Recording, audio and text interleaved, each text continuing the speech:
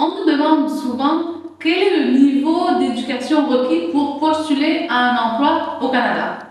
De prime abord, il faut avoir complété les études du secondaire, ce qui est appelé le bac dans plusieurs pays.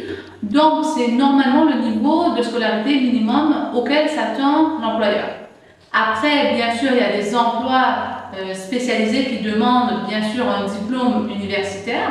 Là, il faudra faire des équivalences, mais d'abord, il faut décrocher un emploi. Donc, une fois que vous avez terminé vos études secondaires, vous pouvez postuler à des emplois au Canada. Si vous avez de l'expérience de travail, là c'est encore mieux, ça va augmenter vos chances d'être recruté par un employeur canadien parce qu'il va se dire non seulement cette personne a un diplôme, mais également cette personne a de l'expérience de travail dans un domaine bien précis et c'est ça qui rend votre candidature intéressante. Ensuite de ça, on nous demande également les salaires. Ça ressemble à quoi au Canada? Pour faire court, les salaires sont très intéressants au Canada. Je vous apprends rien, le Canada est un pays développé et les salaires sont très considérables. Vous pouvez, en fait, le but est que chaque Canadien vive confortablement de son salaire. Il faut garder toujours en tête, au Canada, il y a des taxes qui permettent par exemple de financer les secteurs de l'éducation et de la santé. Donc lorsque vous voyez le salaire affiché dans une offre d'emploi, gardez en tête qu'une partie de ce salaire affiché devra être versée au gouvernement en taxes et en impôts.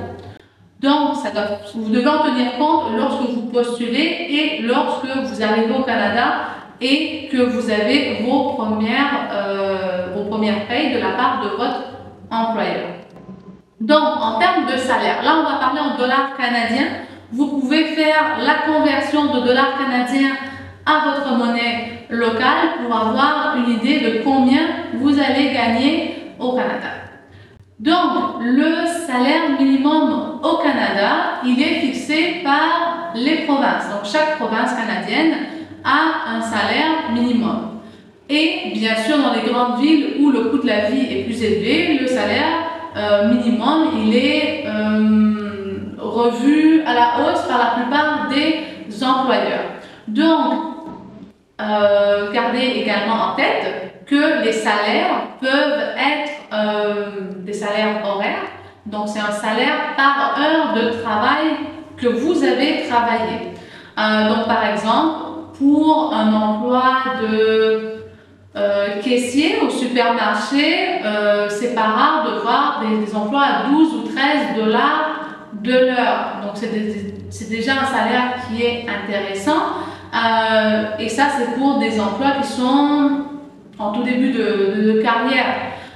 Vous avez des postes où le salaire n'est pas horaire, mais c'est plutôt des salaires annuels qui vont être affichés sur les sites d'offres d'emploi pour que vous ayez déjà une bonne idée. Donc, les offres d'emploi qui sont des emplois plutôt manuels, qui demandent moins d'expérience de travail, on aura alors des salaires horaires qui fonctionnent à l'heure.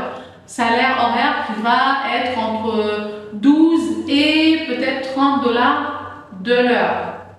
Et vous aurez des offres d'emploi, par exemple dans le domaine du management, qui vont avoir un salaire annuel affiché, 50, 60, 80 000 dollars par année. Donc, c'est toujours lorsque vous voyez les offres d'emploi où vous voyez les différentes options salariales qui s'offrent à vous. Et en plus d'un bon salaire au Canada, vous bénéficiez en plus de plusieurs avantages sociaux. Vous savez que le Canada offre différents programmes pour soutenir les familles, pour soutenir les gens qui n'ont pas d'emploi, pour soutenir le système de santé par exemple. Donc, même si vous payez des taxes et des impôts, gardez toujours en tête que surtout pour les familles qui ont des enfants, le Canada c'est réellement un pays qui vous protège avec une multitude d'avantages sociaux. Donc en tant que travailleur qualifié, lorsque vous arrivez au Canada avec votre famille, assurez-vous voilà, que vous avez non seulement tout ce qu'il faut pour eux, mais vous pouvez également compter sur les programmes sociaux, sur le gouvernement pour justement assurer à votre famille un bon niveau de vie. Et c'est ce qui démarque le Canada, entre autres des États-Unis, pour la prise en charge des familles, autant pour les Canadiens que pour les travailleurs étrangers. Donc, voilà, on a fait le tour pas mal sur les salaires. Faites la conversion avec votre monnaie locale. On garde toujours en tête les taxes et les impôts. Et vous pouvez faire un peu de recherche. De toute façon, on aura une vidéo ultérieurement sur les programmes sociaux au Canada pour accompagner les travailleurs étrangers dans leur démarche.